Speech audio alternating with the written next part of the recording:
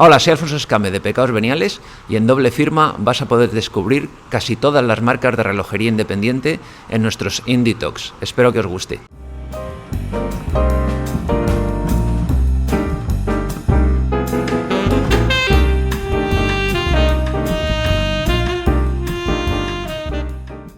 Hello, this is Alfonso Escámez and welcome to a new chapter of Indie Talks for Doble Firma. Today we're going to talk about the most prestigious Japanese watch brand. Today we are going to know better about Grand Seiko. We have with us Frédéric Bondoux, General Manager of Grand Seiko Europe. Welcome, thank you for being here with us. Thank you, Alfonso. We'll try I have to do my best to, highlight a bit the Grand Seiko culture worldwide and in Europe. Okay, also we have to thank Rabat Boutique for allowing to be here to do the interview. And then, let's start to talk about the brand. For our viewers and followers, who is Frédéric Bondoux? I'm still actually asking this question myself sometimes. Okay. No, I was born actually in France, the same actually year as you, Alfonso. Yes. Good year. It was a good year, absolutely. In '66, and I started my career in Switzerland with Omega in 1997, and I was in charge of the sales for the Asian territories. Then I moved back to Paris. I was in charge of Omega almost 14 years for the French market, and then I took over Longines, and fortunately I create Grand Seiko Europe. It was the 1st of April 2020, just to actually promote and convey the message of the brand throughout Europe. Mm-hmm. Then, do you remember your first watch as a kid? Yes, very much. Yeah. I don't know if you know the brand name. It was a French, watch manufacturer called Herma. Disappeared since. Yeah. And it was actually a diver watch called Calypso. Mm-hmm. And I got it from my grandparents, my grandfather. I was 11 years old, something like that. I still have it. Mm-hmm. What does it mean for a French guy, a European, the cradle of the watchmaking, to work for the most prestigious Japanese watch brand? That's a very interesting question.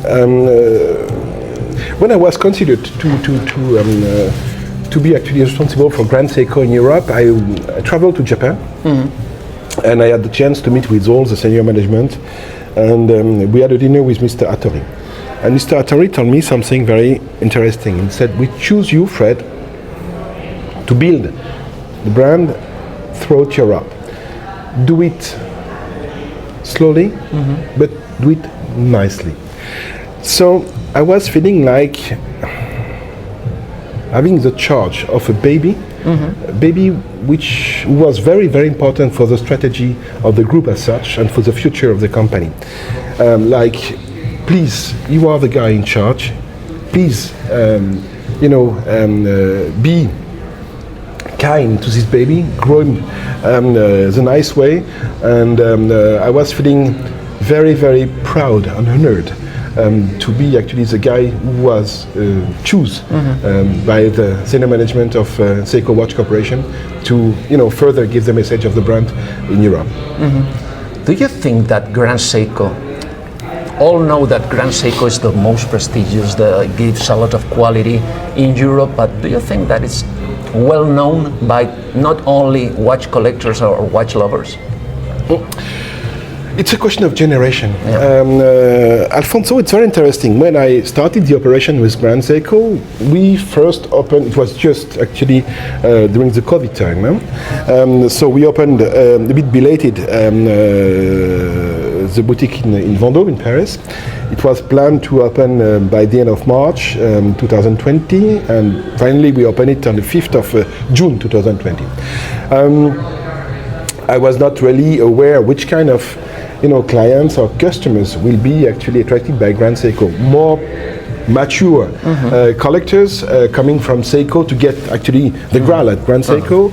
Other collectors of different beautiful Swiss brands, or maybe newcomers. After 4 years of operations, I can tell you that 50% of our sales in Bondoux, but not only in Bondoux, in Europe, are fueled thanks to young guys less than 35 years old. So we have a very, very young target on that front. It's good to know that, because I think that there is a lot of things to do to attract new generation into watchmaking, because we are getting old. Absolutely. And then we need mature, yeah. Alfonso. The brands have to attract a new generation now into watchmaking, because it's the future.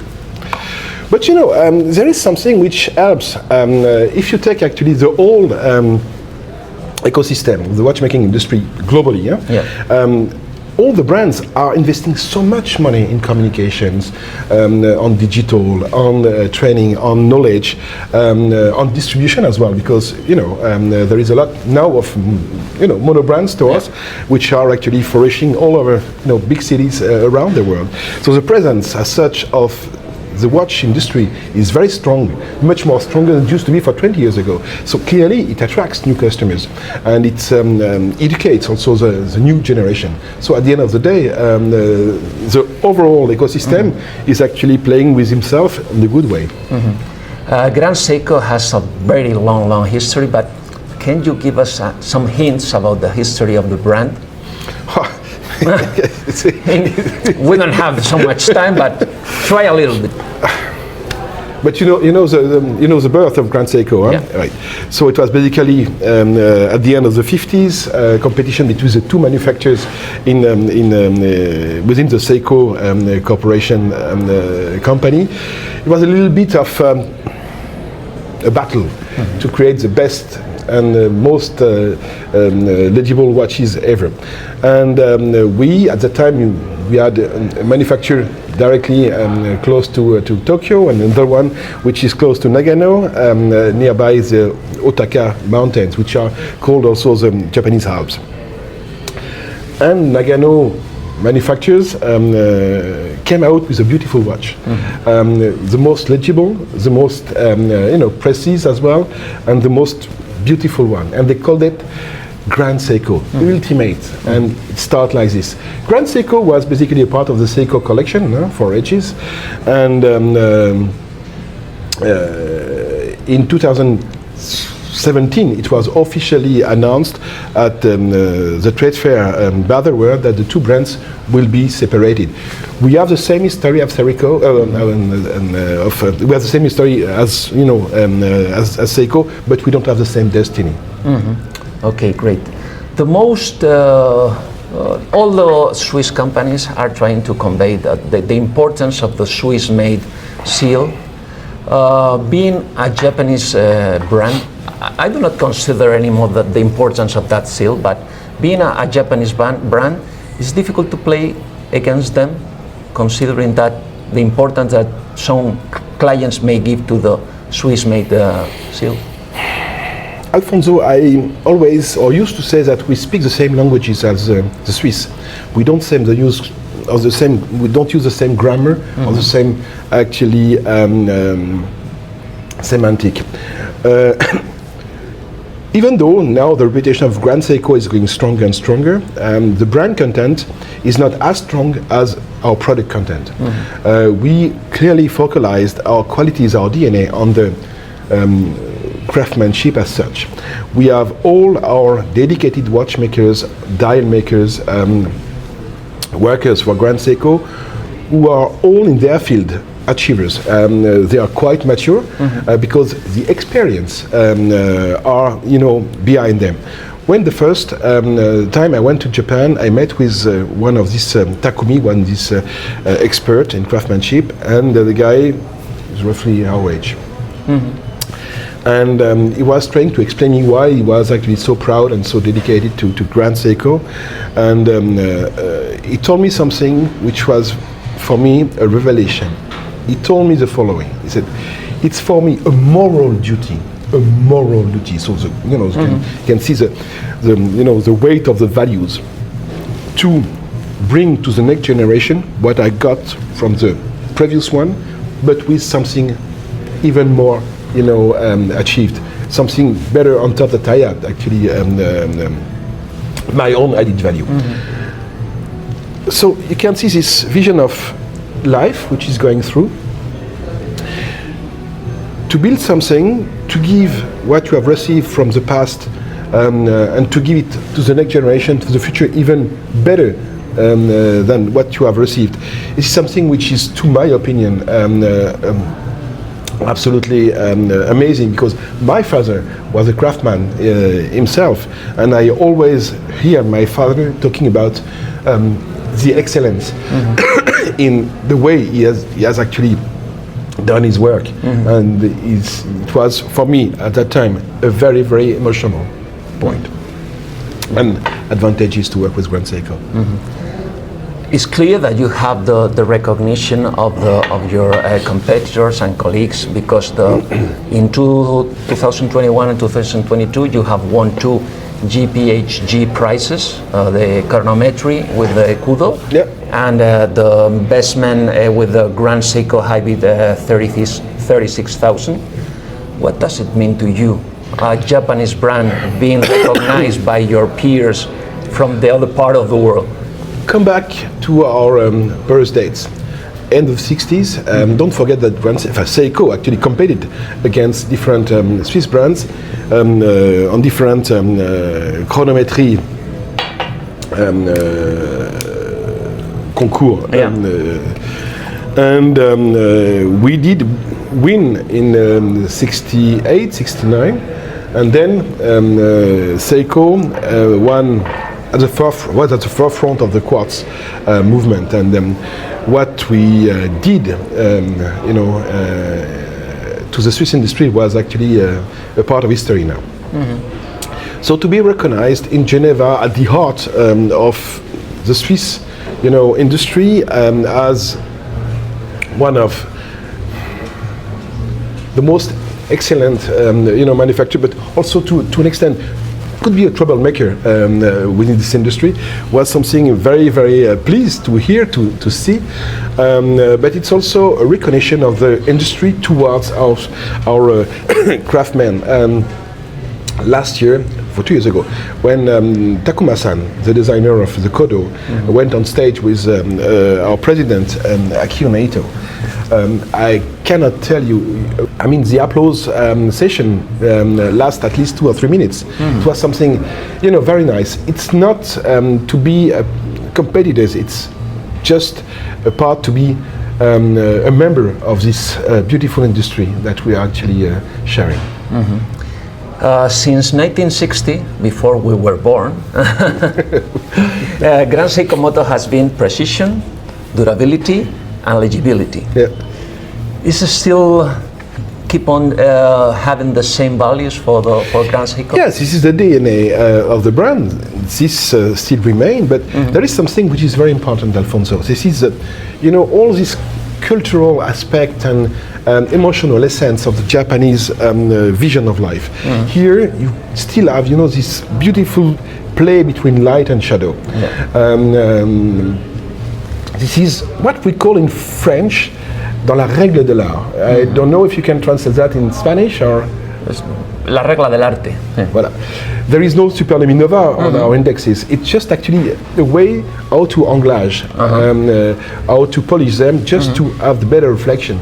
So this is all these emotions of finishes in our timekeepers, which still remains the same today, even though the production is not the same, because it's much more important than it used to be, at the beginning of the 60s. The vision of the brand still remains absolutely the same. Why nature is so important for Grand Seiko? Because in mainly all of your dials, the nature-related matters are very important. There is different angles to see this importance of nature in Grand Seiko. The first one is that the Japanese archipelago is very, very urban. Have you ever been to Japan? No. I would love to. Yeah, I have to. It's absolutely stunning. If you go to Tokyo and you take, for example, the train, the bullet train, which is called Shinkansen, to go to Morioka, or to go to, I don't know, Nagano, or to go to our manufacturer, which is at the north of the archipelago, Morioka, where we are doing and achieving our mechanical movements and self-winning movements. It takes 2.5 hours. It's something like 800 kilometers. For at least 1 hour, you cross only urban settings. There is no forest, it's amazing. So the nature as such is so rare, the true nature is so rare in Japan that they are actually protecting the nature. That's one of the first angle. The second angle, is the fact that we got it. Imagine our watchmaker, they are actually standing in front of our workshop, and they are just actually having all around them the beauty of the Mount Iwate, of the Lake Suwa, so they are willing clearly to give tribute to the beauty of nature. Don't forget that we are in a different culture than the European man. Life is considered very differently. The beauty and the understanding of this nature which change every season is something which is like a gift that Mother Nature is giving to the humankind. So the small details is also a reflection of this gift that Mother Nature is willing to offer us. Again, it's a question of light and shadow. Maybe Mother Nature would take something away, but she will give you something new. And each season it's coming back, like a remembering of the beauty. So it's very much philosophic in that sense.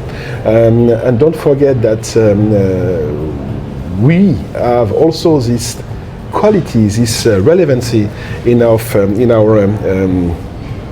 craftsmen to try to have this metaphoras of these beauties created against our dial.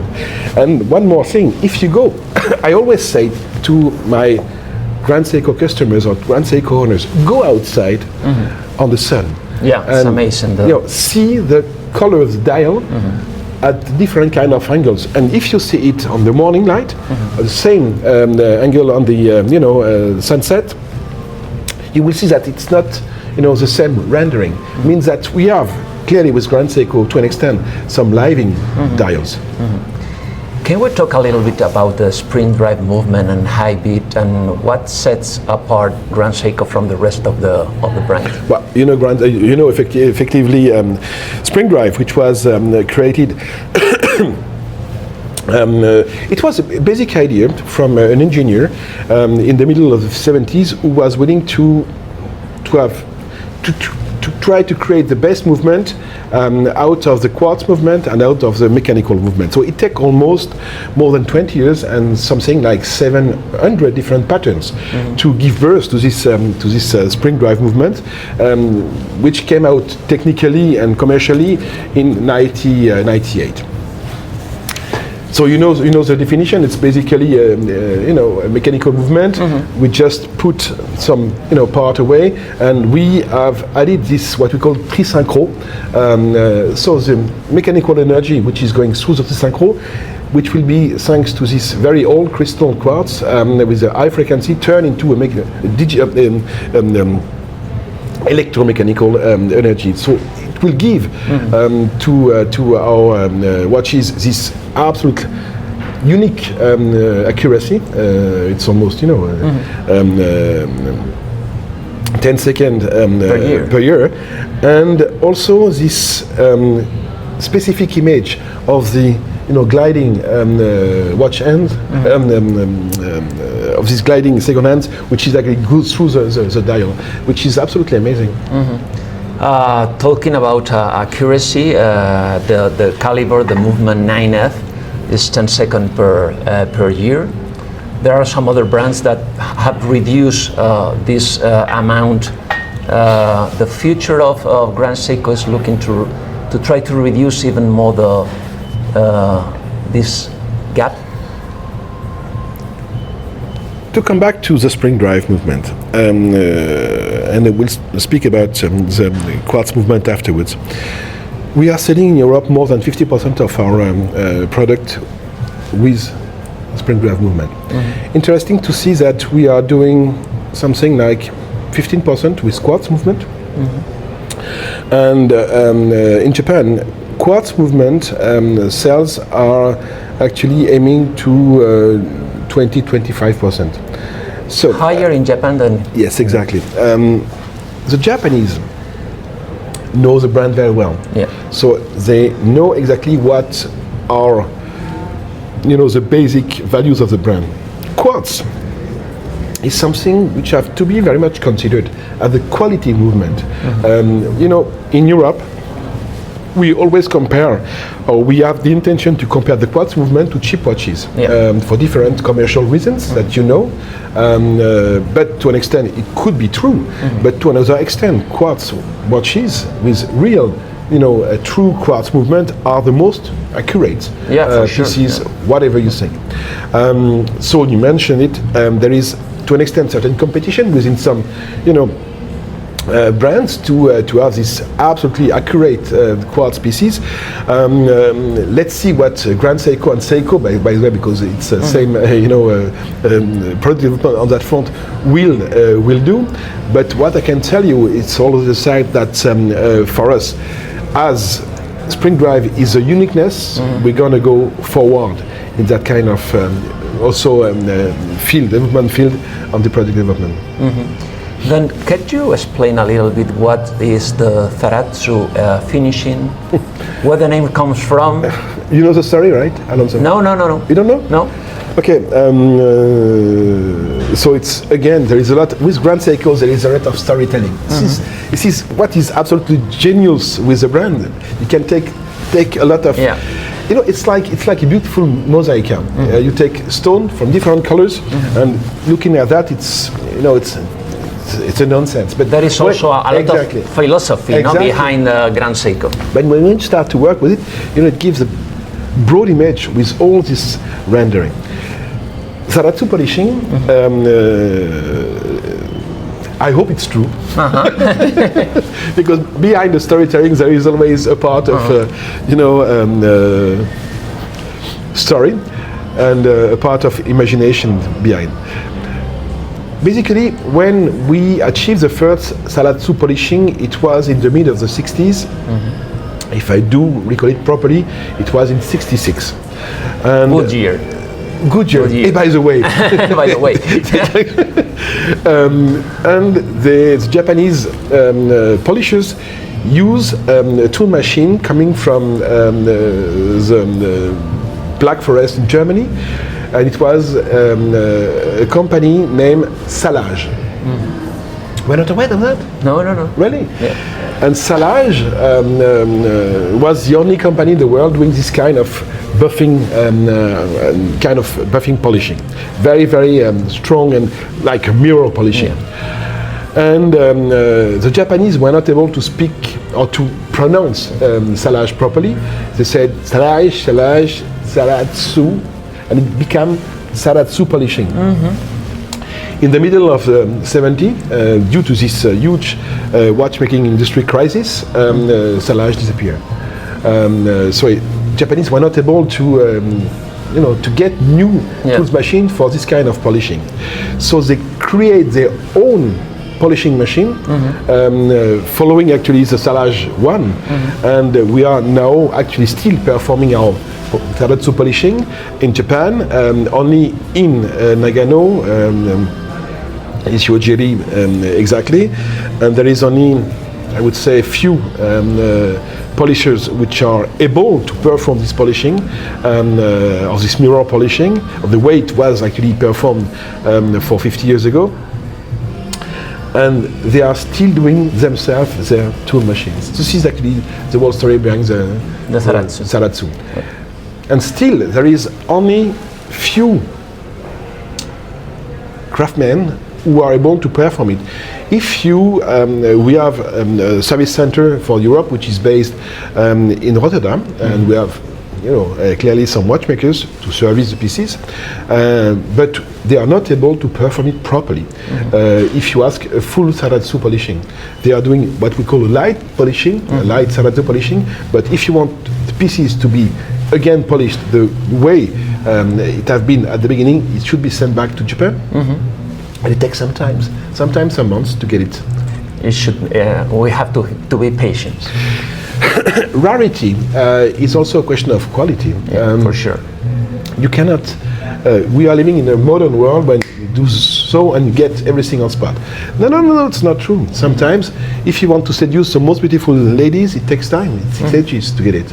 So it needs to take time to just enjoy and to really appreciate all the work and the quality behind this rendering. Talking about watchmakers, is it true that there are like three levels of watchmakers: bronze, silver, and gold? Yeah. And considering the quality of finishing of Grand Seiko, to be a bronze watchmaker, you have to be working there for a minimum of 10 years? Yeah, exactly. This is actually quite interesting in Japan. This craftsmanship excellence, whatever the corporation, by the way, it's recognized and it's actually clearly driven by the government. And yes, you have to be expert in different steps to be able to perform at that level. And it's true that if you go through Shujiri or Shishikuishi, you will see more mature watchmakers than youngster. They are there, the youngster, because but they are not actually doing the pieces as such. They are just learning. Now, in some of the watches with power reserve, you have moved the power reserve indicator from the dial to the back. Yep. Then is the new kind of design of Grand Seiko is a demand of clients and collectors? Oh, so for 4 years ago, to celebrate our 60th anniversary, we launched, some new movement, a new high beat movement, a new spring drive movement, high beat movement with 80 hours power reserve, and a new spring drive movement with 5 days power reserve. So it was quite technically an achievement. But we also redesigned the case to attract the new generation. This new collection called Evolution 9, E9 is the nickname, the pet name, is clearly targeting to attract new customers and to attract mainly the upcoming generation. So yes, it's a new face, new strategical product development DNA and image of the brand. But it is very interesting to see, Alfonso, that we launched this collection for technically 4 years ago, really for 3 years ago, and we are able to achieve 20% of our 19% last year of our sales in value thanks to this new collection. So it's quite amazing. Okay, great. You are the only Japanese brand taking part in Watches and Wonders Fair. Yes. Is it important for you to be there in the center of watchmaking, presenting the new watches for the whole year?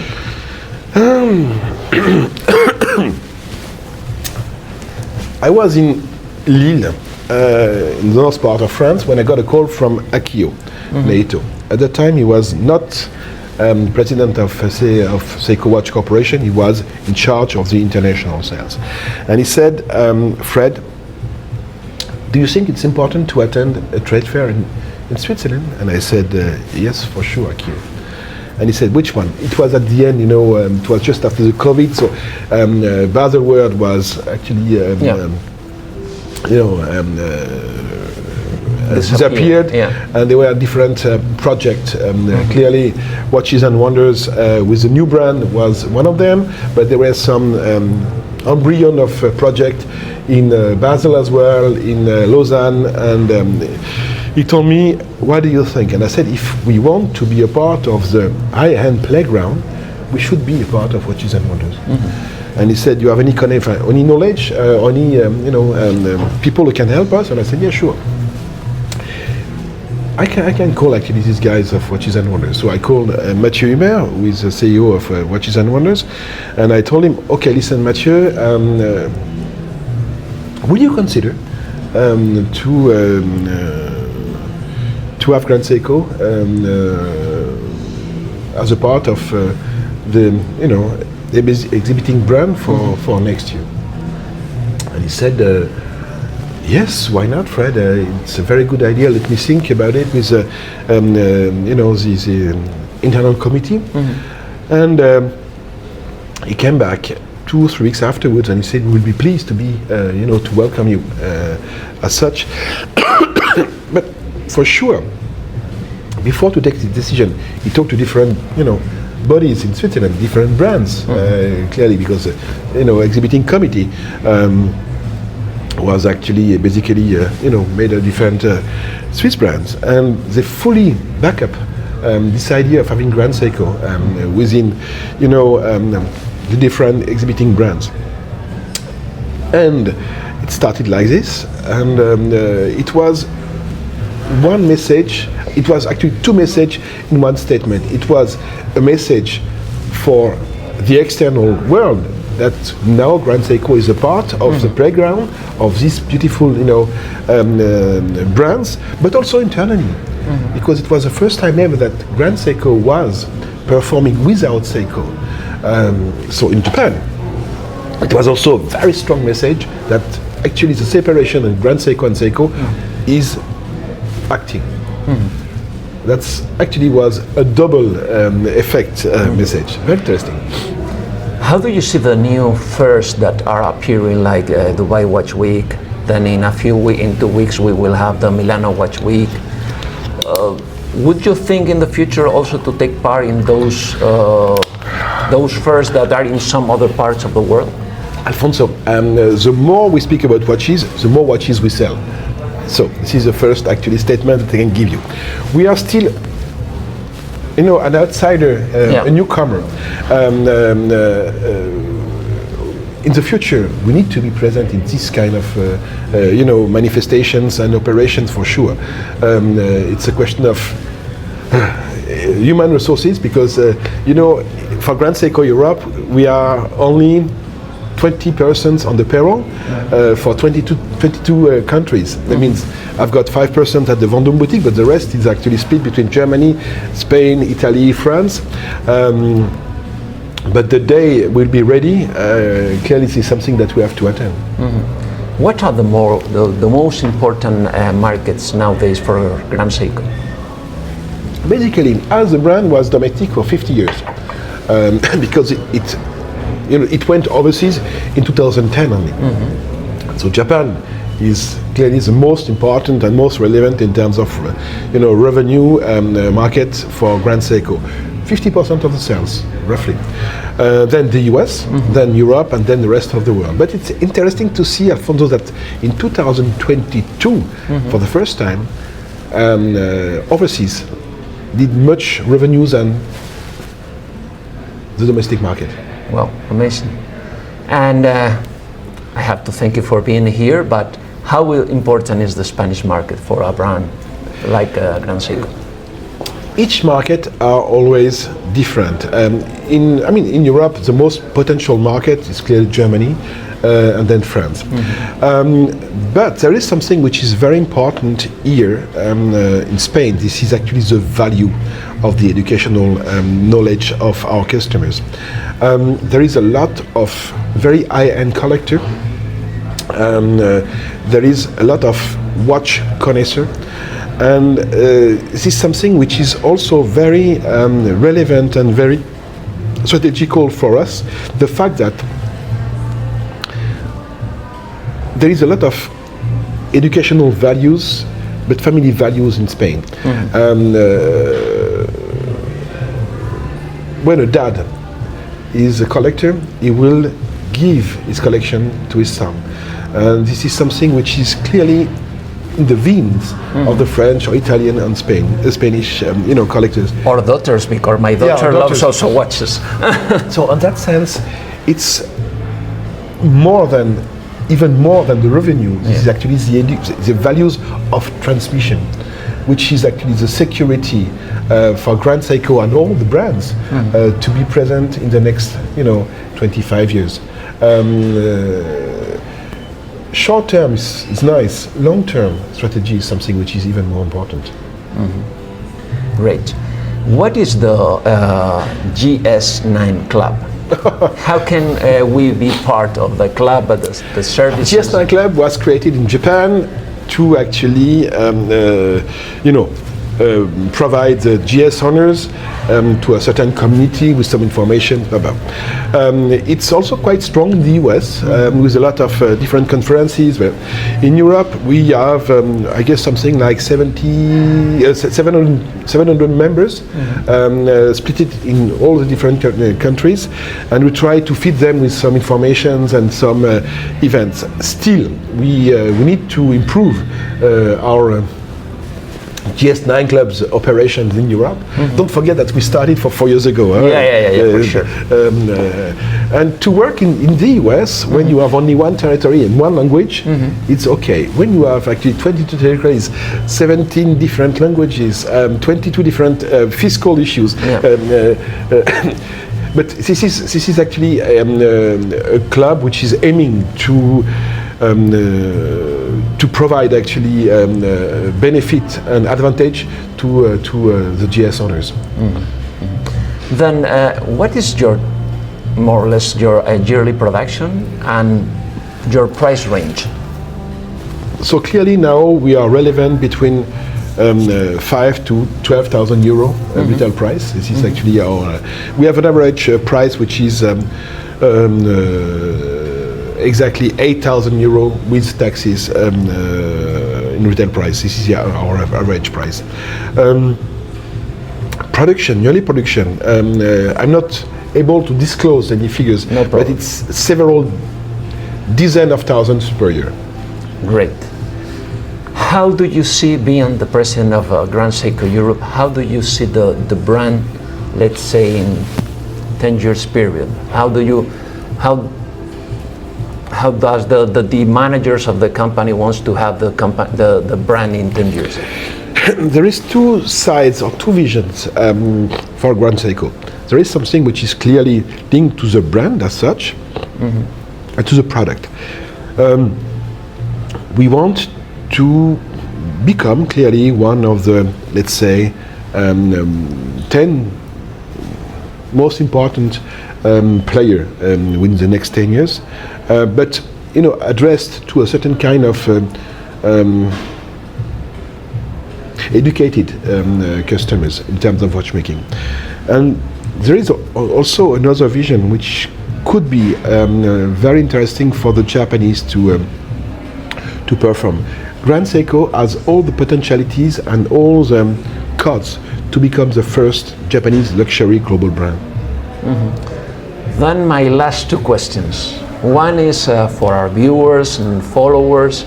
They are thinking about buying a good quality watch. How you convince them to go for a Grand Seiko? Basically, if I'm value for money, this is to my opinion, one of the greatest match of the market. Now, behind that, there is these values of emotions, Japaneseness, vision, understanding of craftsmanship.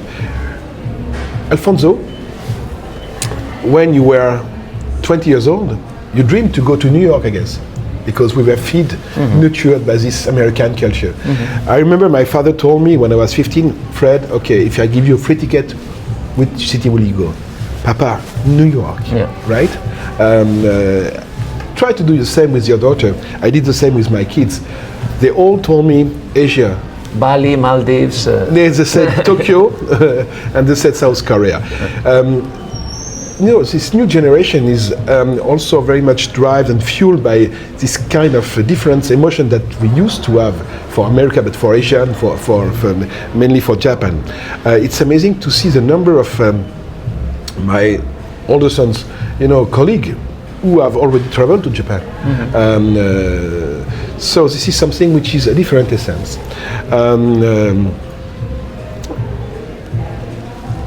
Grand Seiko is beauty, quality, and craftsmanship reunited in one piece. This is my opinion. And the last question, that's a question that I do to all my interviewees, is that you are wearing a Grand Seiko, but in the case that you were not wearing a Grand Seiko, which brand and model would you wear?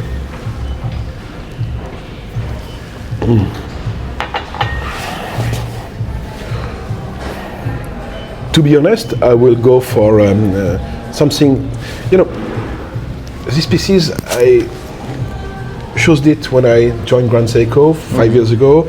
This is a very simple pieces, which is the true DNA of the brand. It's pieces which have been discontinued, changed by new references. This is a SBG W231, been changed by the 301. I am a very classical guy. I wear it every day. I don't want to wear it anything else. If I have the choice to go for another pieces or from another brand, I would also go for pieces which is not anymore on the market, discontinued, but I would go for the Patek 5196 classical collateral, which is actually same, almost yes, 70 years. Classic watch. 37.7 millimeters. This is something which is classical. Then, Frédéric.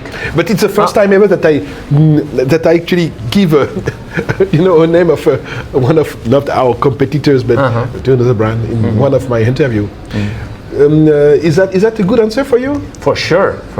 That's the watch that you love. It's your decision. Then Frédéric Bondoux, President Grand Seiko Europe. Thank you for being here with us at Indie Talks for Doble Firma. Hope to see you back soon here in Madrid. Yeah, with pleasure. It has been a real pleasure. Thank you so Alfonso. much.